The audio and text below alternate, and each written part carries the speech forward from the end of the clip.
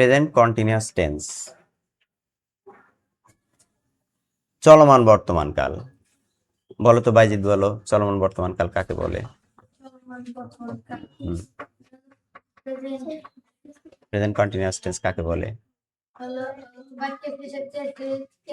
বাক্যের শেষে তেসি তেসে থাকে, হ্যাঁ, এটাতে চিনিবার উপায়, কিন্তু কাকে বলে?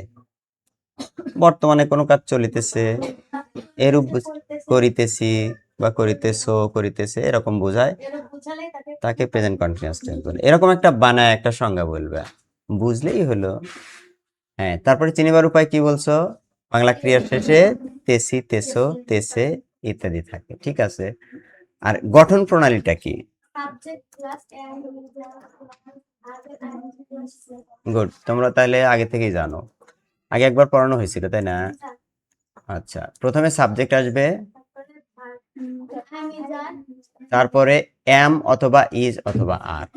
তাহলে যে তেসি তেসোর যে, হ্যাঁ, তারপরে ভার্ব, তারপরে আইএনজি, তারপরে হলো অবজেক্ট বা এক্সটেনশন, আর যা আছে তাই।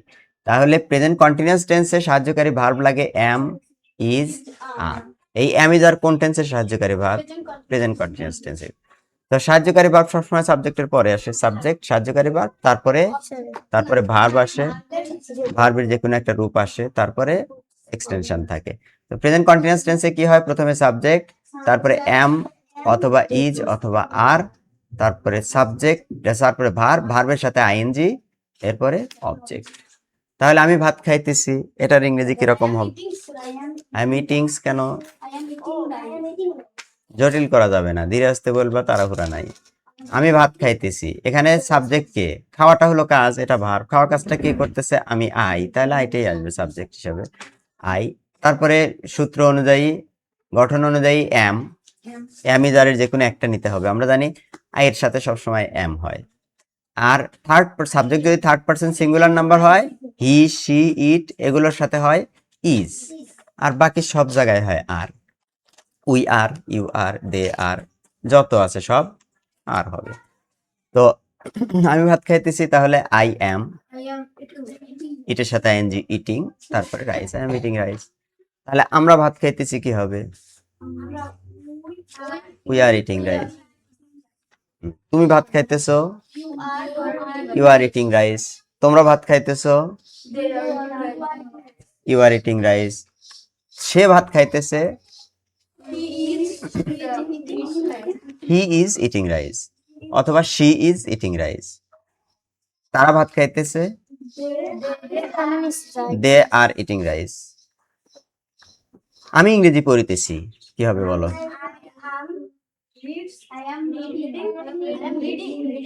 I am reading English. তুমি ইংরেজি পড়িতেছ, ইউ আর রিডিং ইংলিশ। এখানে আছে ইউ আর রিডিং ইংলিশ, এটা আছে এখানে। সে ইংরেজি পড়িতেছে,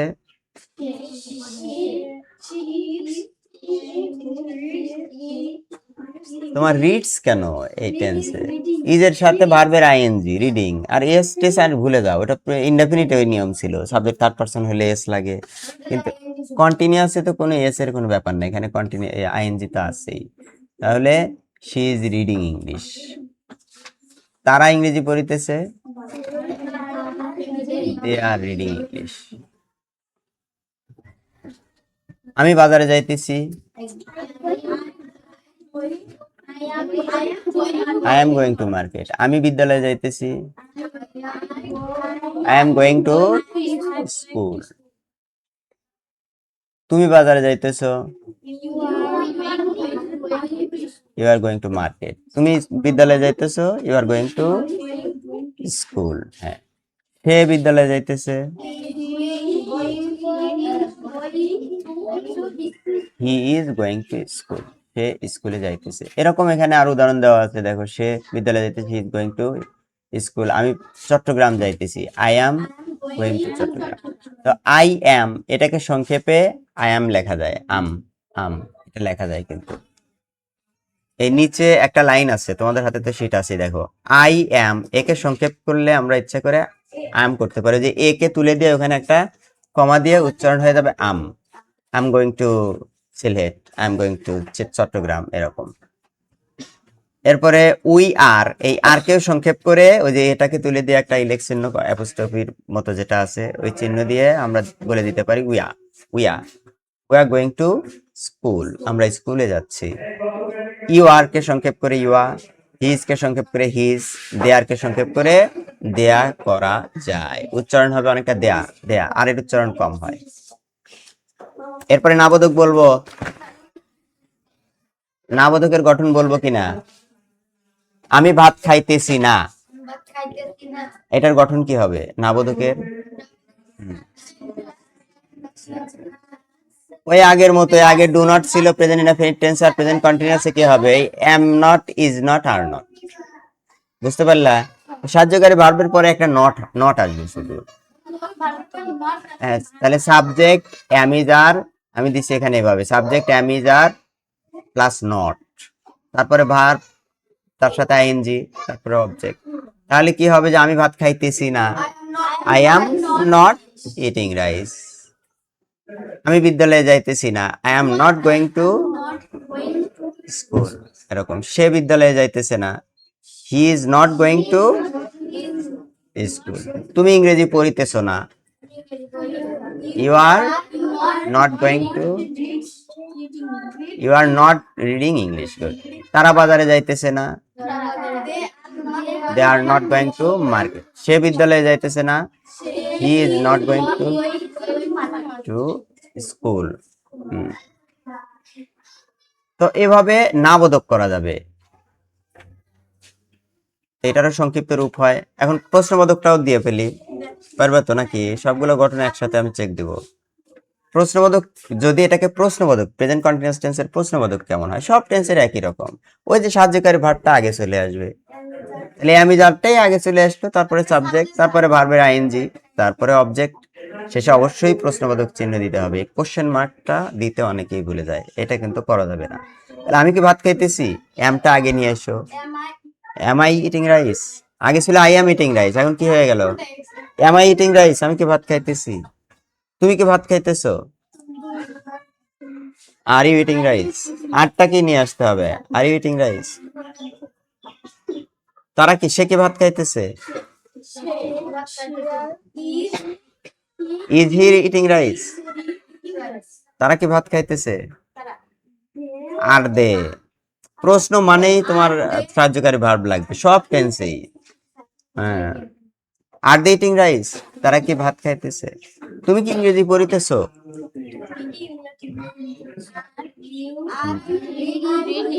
আর ইউ রিডিং ইংলিশ। গঠন ভুলে গেলে কিন্তু চলবে না, আর ইউ রিডিং ইংলিশ। তোমরা বলতে যায় আটকায় যাও, লিখতে পারো কিন্তু বলতে আটকায় যাও, এর কারণ কি? মুখের জড়তা, মুখের প্র্যাকটিস নাই। লেখো, আমি এই জন্য বলি লেখার পরে বলতে হবে, ওটা দেখে দেখে পড়তে হবে, বাংলা বলবে ইংরেজি বলবে, মুখের জড়তা গুলো কাটাতে হবে। আর ডেইলি লাইফে স্পিকিং করতে হবে, ক্লাসেও ইংরেজি বলার নিয়ম, বাংলা বলা আসলে চলেই না। যাই হোক, আমরা চেষ্টা করবো আস্তে আস্তে। তারা কি বাজারে যাইতেছে, আর দে, আর দে গোয়িং টু মার্কেট।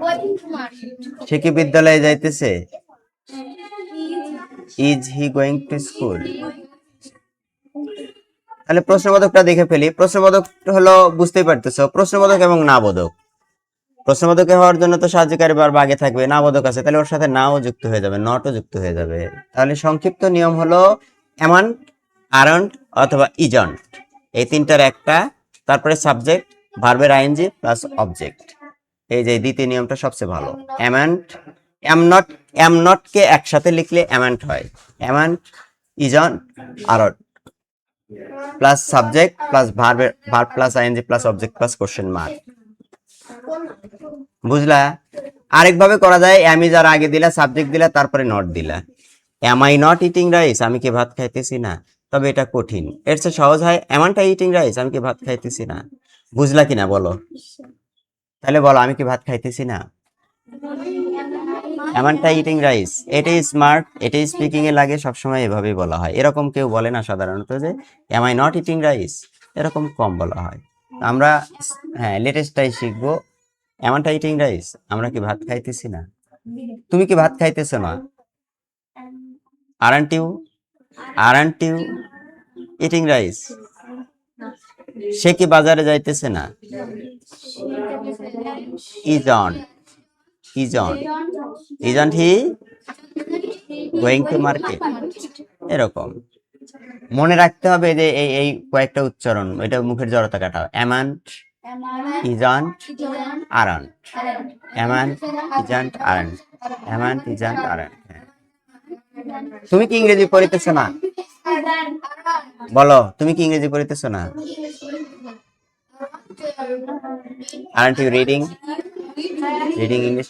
এর দেখো, যে কোনো কাজে সংক্ষেপে বলা যায় আরন্ট ইউ, তুমি কি করতেছো না? কিছু একটা, সেটা আর বললাম না, আরন্ট ইউ, তুমি কি করতেছো না, এরকম বলা যায়। তাহলে আরন্ট ইউ আসতেইছে, এটা অভ্যাসে পরিণত করো। Aren't you, isn't she, isn't she, সে কি এটা করতেছে না? ইজন্ট শি, এরকম। ইজন্ট, আর আমার ক্ষেত্রে এমনটাই।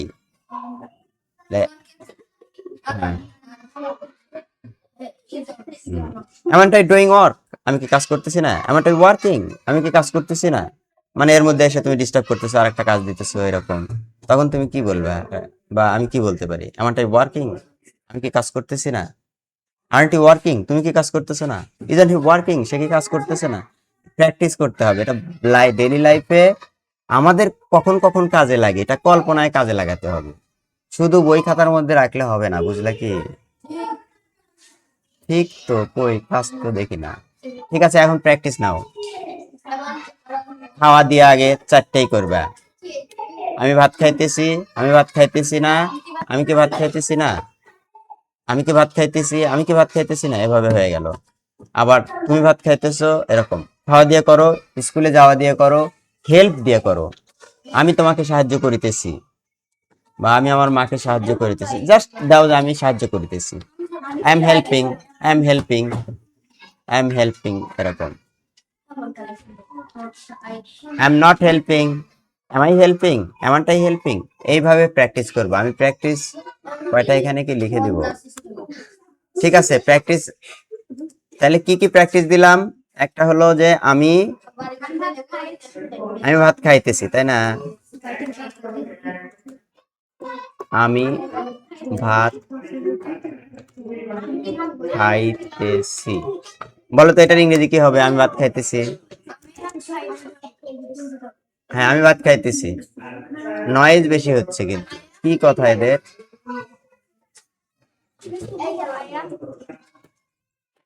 আই এম, EATING, আর তোমার বারবার কিন্তু এর চলে আসতেছে। তারপরে আমি ভাত খাইতেছি না।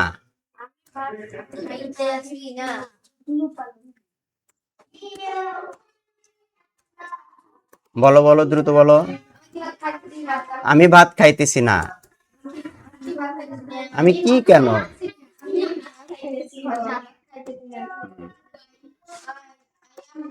I am not EATING, eating, RICE, কি ব্যাপার? ওখানে এস আসলো কোথা থেকে আগেরটায়?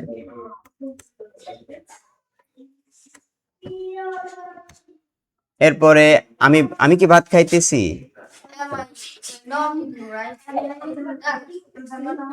বলো। হ্যাঁ, আমি কি ভাত খাইতেছি, তাহলে এটা প্রশ্নবোধক চিহ্ন, কোশ্চেন মার্ক। তাহলে কি হবে এটা? বাংলা আছে তো। Am I eating rice. এরপরে আমি কি ভাত খাইতেছি না।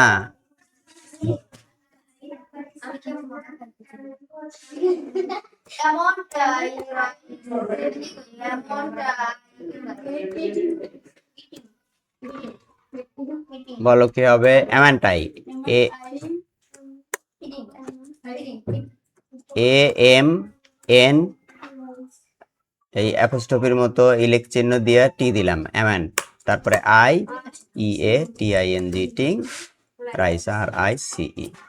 এই হয়ে গেল। এইভাবে আরো লিখবা হলো যে আমি ভাত খাইতেছি গেল, ও তুমি দিয়ে আবার লিখবা। তার লিখতে হবে, লিখতে হবে। এরপরে আমি ফুটবল খেলিতেছি, আমি ইংরেজি পড়িতেছি। কয়টা লিখবা বলো? আরেকটা আমি ইংরেজি পড়িতেছি। আমি বুঝে নেব, কিন্তু পড়িতেছি কাজ কিন্তু বুঝে নেব, এটা দিয়েও লিখতে হবে একইভাবে। তারপরে আরেকটা কি লিখবা? আমি একটি চিঠি লিখিতেছি। লিখিতেছি পারবে কিনা? 3টা দিলাম, আর একটা দিব। আমি বিদ্যালয়ে যাইতেছি। আমি আর একটা দেই, মনে করলাম যত কম দিয়ে কি বিদ্যালয়।